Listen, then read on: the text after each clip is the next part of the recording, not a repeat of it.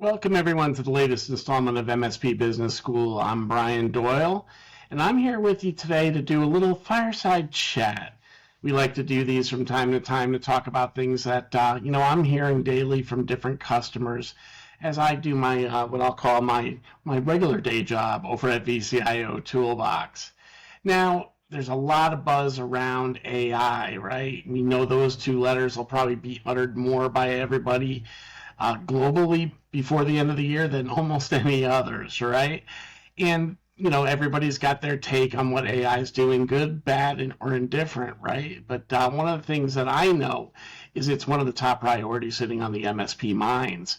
And one of the questions that comes up often is not so much, will AI be beneficial or how do we get out there, but how do we get that into the conversation with the customer? Believe it or not, a number of the MSPs that I've worked with have not, yet been able to get to that point where they're having the business conversations with the customers. And they're seeing these AI projects go to consultants that are focusing on nothing except AI, right? They're not being brought to the table. And one of the things that we want to do is kind of work on call it a playbook that's going to help you really understand how you can engage your customer and get involved with those AI projects as an MSP. So really, we're going to talk a little bit today about everything from AI readiness to driving recurring revenue post-project with the AI in your MSP. But we're going to kick things off by talking a little bit about the opportunity itself. The customers are already buying AI and they're already utilizing AI within their businesses. But the question is, are they engaging you in this conversation? There's some studies out there that are showing that many of the businesses are not looking at the IT people as the people they need to work with from AI, but they're looking out to application providers and consultants and others that are working out there. So you really need to work early to showcase that you've got AI strategy capabilities and really take on that advisor role before any competitors come in front of you. And the opportunities are not insignificant. In talking to my customers that are really starting to build out good AI programs, I'm hearing the average project assessment in Go Live can average between $3,000 and $15,000.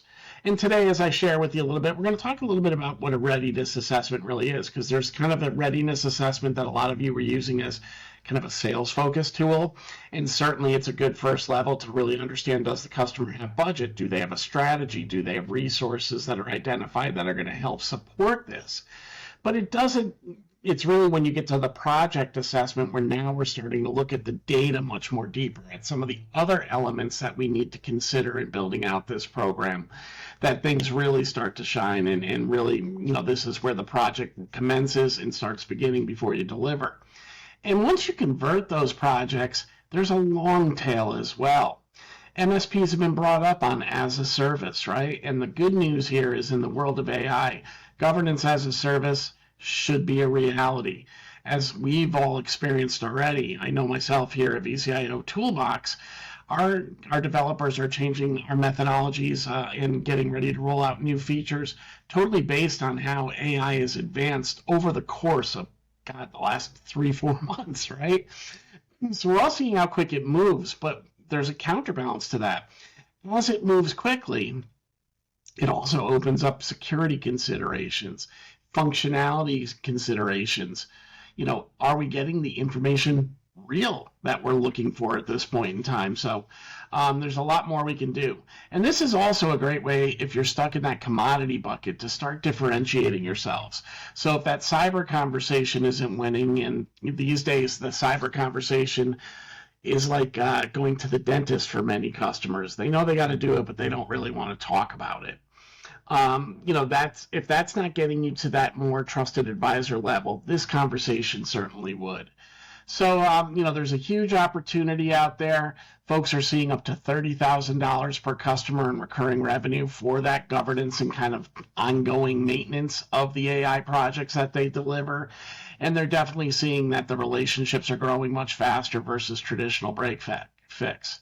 So when you're conducting a readiness assessment, and think a little bit more post that, that sales readiness assessment. Actually, let's take a moment on the sales readiness assessment. Every MSP should have a way to at least engage and kind of do a pre-project discovery with a customer, really to see what their appetite is for AI. Questions around, do you have a strategy for AI today? Are tools being utilized by your employees? Do you know what tools are out there? That's a critical one because shadow AI is a huge problem that's starting to creep in.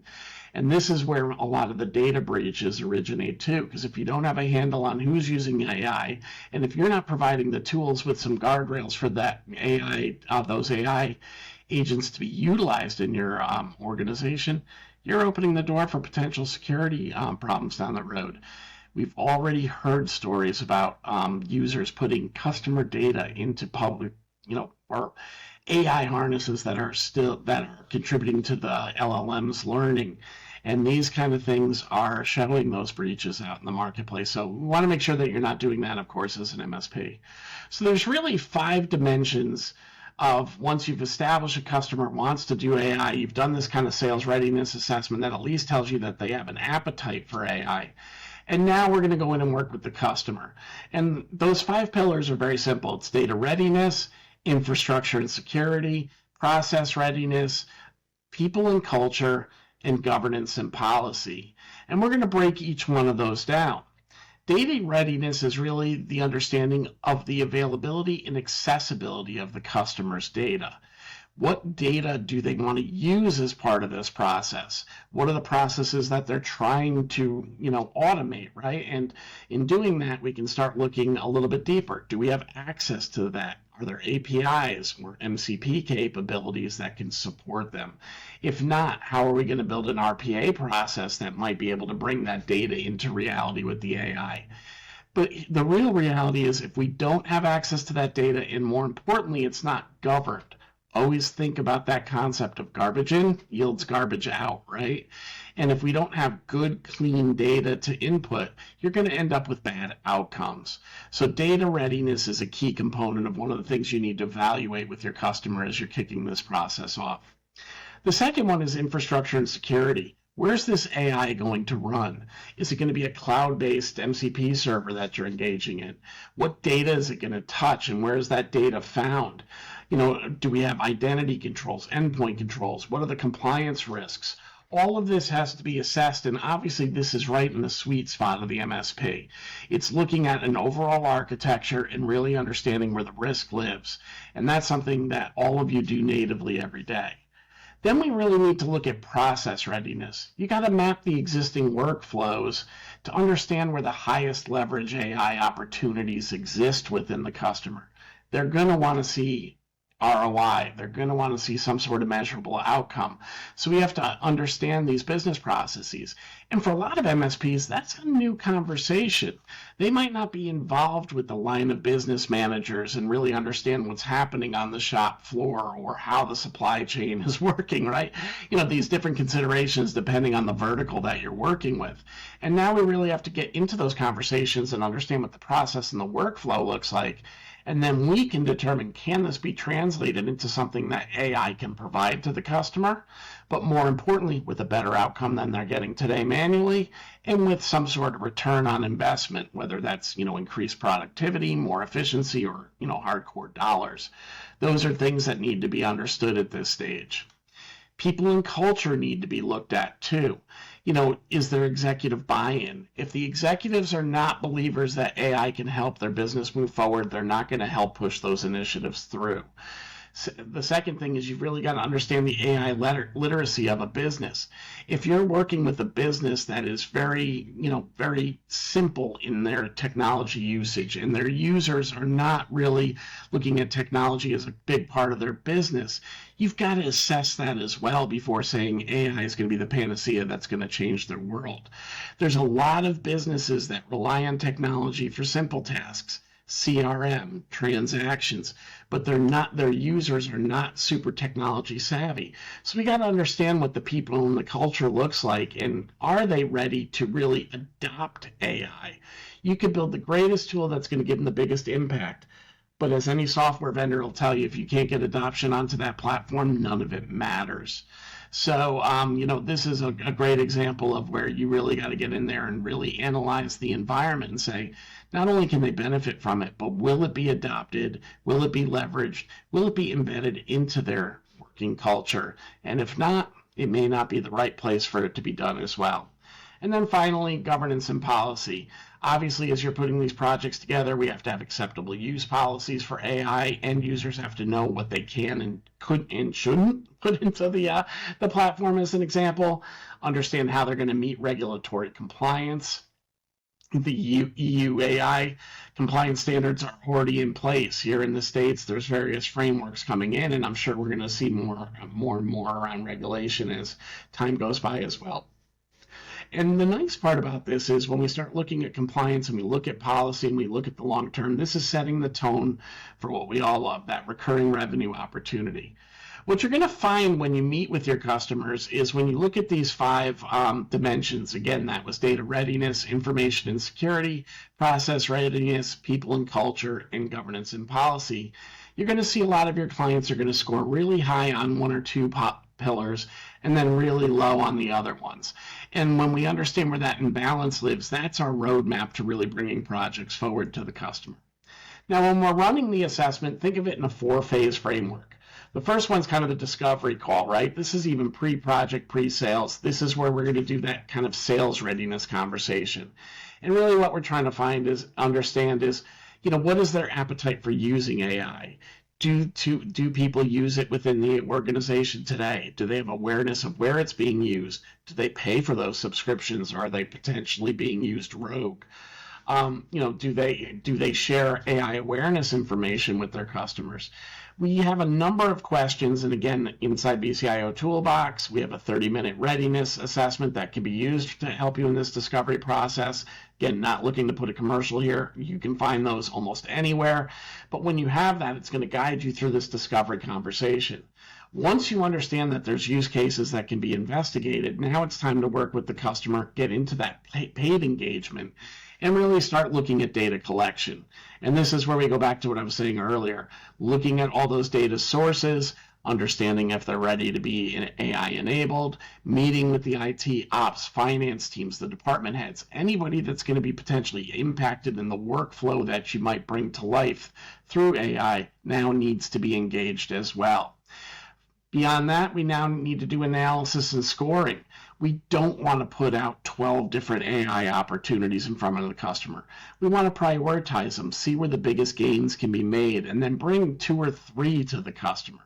And we do this through kind of scoring the different opportunities that we hear and seeing where the biggest, against some general criteria that'll allow us to determine where the best, focus of time and resource should be for that customer.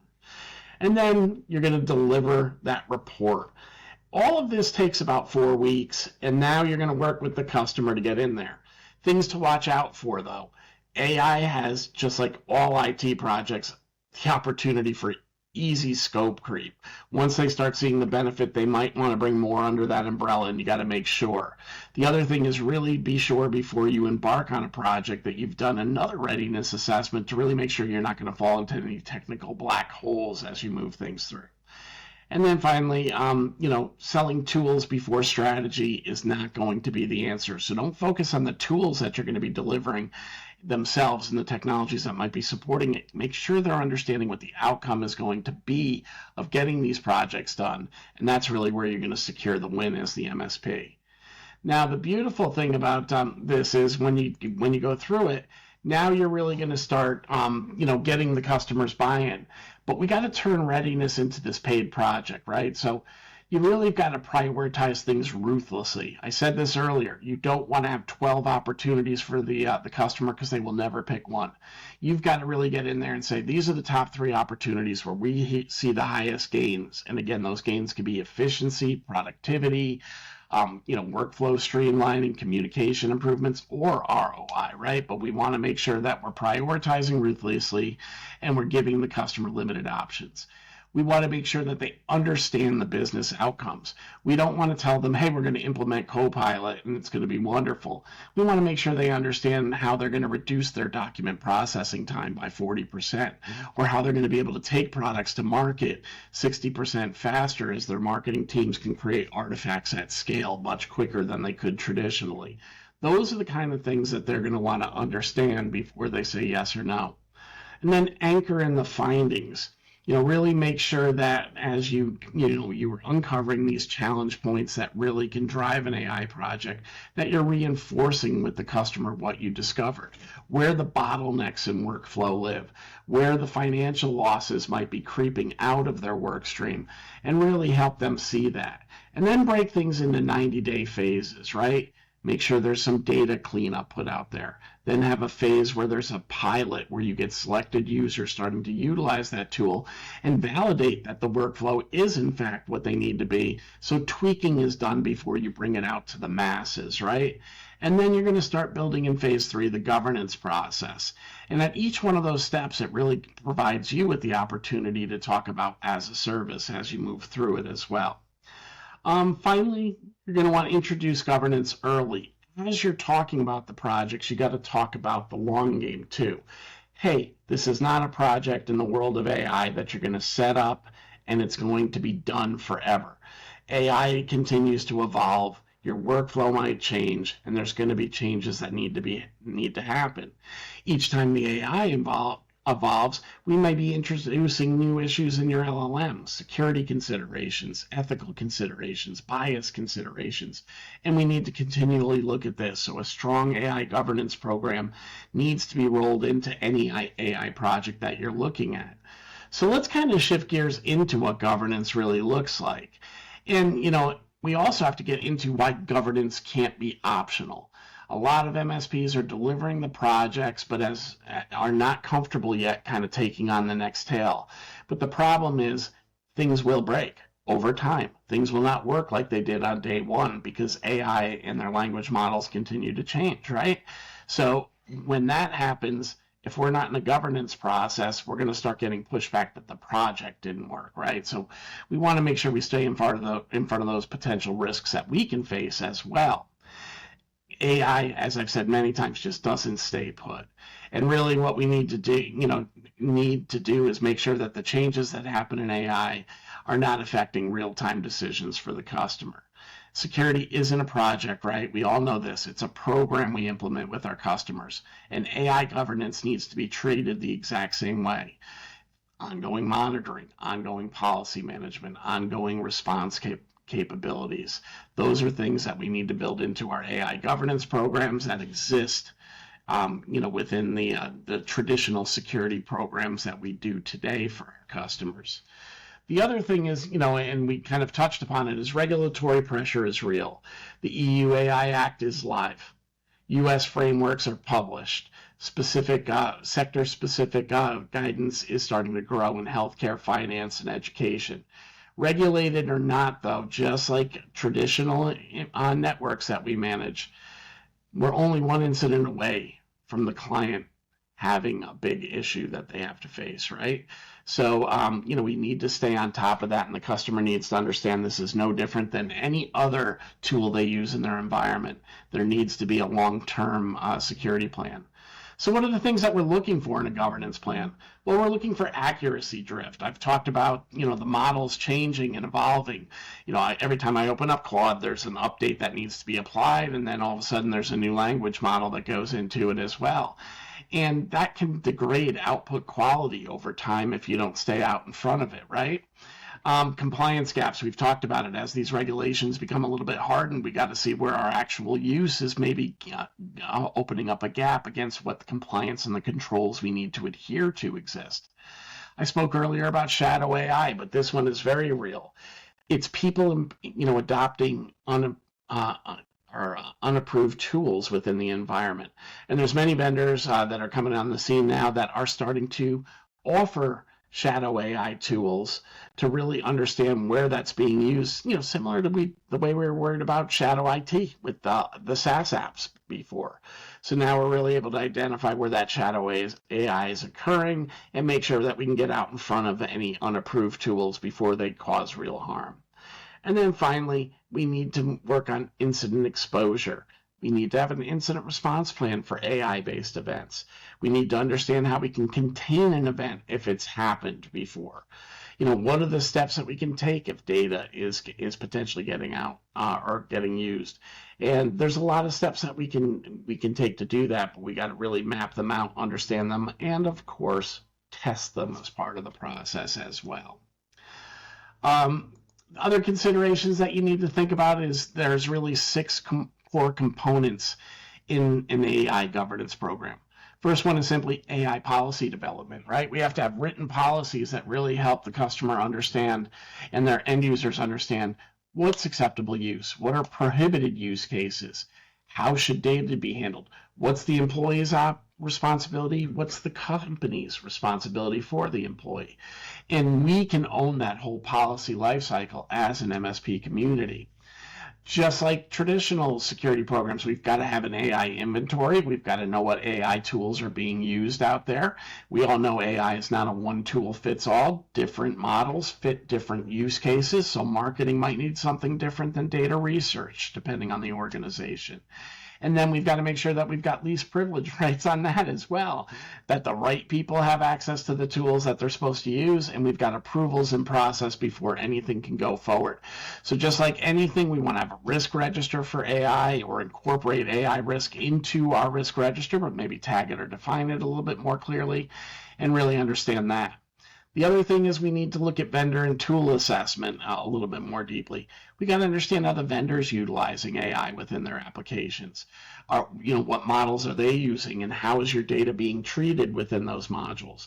What is the security posture of those organizations? What contractual protections do you have? You really have to become the filter on this because it's also new for the vendor community, right? Not everybody necessarily has, every component of an AI program yet developed within their application, but they're moving fast to bring those convenience tools, agents within their apps, MCP servers you can connect to, those kind of things to give you better ease of use and certainly a better user experience, but they may not have totally fleshed out exactly the policies that they need to support that as well. Again, everything is moving so quickly, there's a little bit of influx that we're all facing as that. Employee training is also critical. We talk about it from a security awareness and phishing simulation standpoint, but there really needs to be AI training as well. We got to reduce that human factor. We talked about it earlier. That data that has escaped on AI is simply because people were putting data that was private by nature into, models that we're accessing, that we're training the LLM. And your end users have to understand the dangers of that. You've got to convey that messaging. So training is really critical.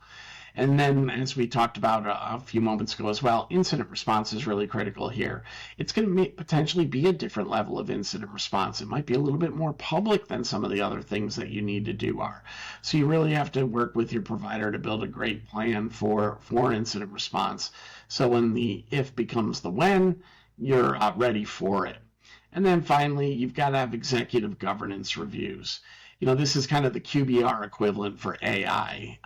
Regular reviews of risk posture, compliance status, program health needs to be conducted. And you guys can be the conductors. And you've got a lot of the tools that are going to work with it, right? Your Microsoft tools, your Anthropic tools, all those kind of things. You're going to be able to gauge that security risk and be able to get the details for them. So you really need to be that steward running it. And if you haven't gotten the theme throughout this entire conversation I'm having with you, this is all true strategy discussion with the customer. This is all business process that's being managed here. It's not about fixing my PC's issue. It's about how do we drive a business forward. And you've got to be prepared to have those conversations. So there's a number of ways you can shape this. If you do visit VCIO Toolbox's website, you'll see that we have a downloadable governance document there or a playbook there that you can look at. And we break down how you can potentially price these services when you're building recurring revenue as well, and what goes into each one. But really don't sell governance as a compliance application. It's competitive infrastructure for your organization. It could be the edge that puts them ahead of their competitors. And clients who govern AI will be able to move much faster because you're not going to fall into a bit of having to re-architect things.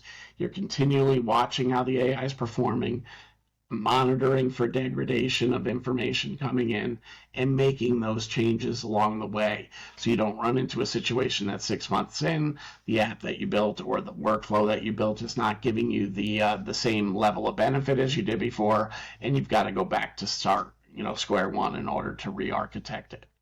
So that's a little bit about, your opportunity. I've said for years, it's never been a better time for MSPs to raise their game, whether it's a cyber conversation, an AI conversation, us being thought leaders in the community, getting more strategic with our customers and helping drive business outcomes. The opportunity is endless and continues to grow. And if you're not starting to do these things, you may get left behind as well. So it's time to adapt, it's time to learn, it's time to buckle down and say, where do I fit into this pendulum as well? And then find your approach model that you're going to deliver. So again, I want to thank you all for joining me today. We'll be back to regular guests next week, so please get them. If you are watching this on YouTube, please subscribe so you can get brought up to date when new features, new clips, and other things are out there besides our episodes. And certainly if you're listening, you can download this anywhere you get your podcast today. I want to thank everybody for joining me. I wish you the best. The industry is changing quickly. Things are moving fast. But it's an exciting time to be an MSP, and get strategic, my friends. You really have an opportunity to embed yourself in your customer's life if you do it right, more than ever before. We'll see you again next week.